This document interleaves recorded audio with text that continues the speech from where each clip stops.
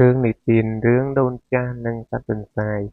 នៅសម័យបុរាណពេលមុន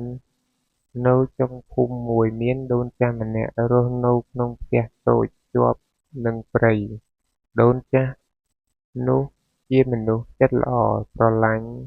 ទាំងអស់យ៉ាងពិសេសសត្វតូចៗដែលនៅជុំវិញផ្ទះរបស់គាត់ពេលព្រឹកភ្លឺឡើងដូនចាស់ចេញទៅកាប់ស្លឹកចេកដើម្បីយកមកវេចអាហារនៅក្នុងព្រៃនោះមានទន្សាយតូចមួយរត់រើសផ្លែឈើបោះតាមដីដូនចាស់ឃើញទន្សាយកំពុងឈឺជើង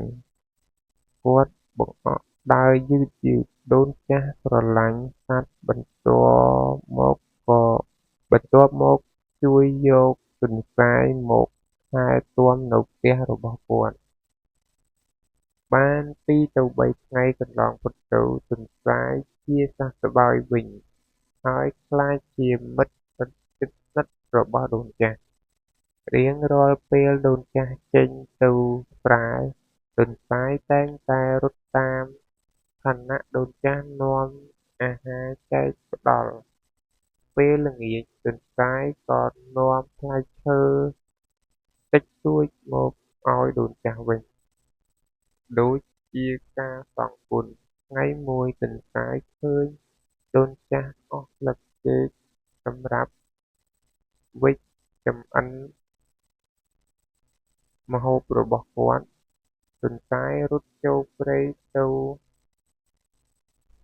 យកផ្លែចេកមកពីដើមរបស់វាហេតុតែដើមចេកវាខ្ពស់ផងទន្សាយព្យាយាមឡើងដើមចេកនោះតែជើងរបស់វាឡើងមិនរួចទេវាមិនបោះបង់ឡើយពេលនោះសត្វដូនចាស់មួយក្បាលឃើញទន្សាយកំពុងព្យាយាមខាំដើមចេកឱ្យដួលក៏ចូលជួយទន្សាយទូលផ្លែចេកឱ្យបានយកមកដូនចាស់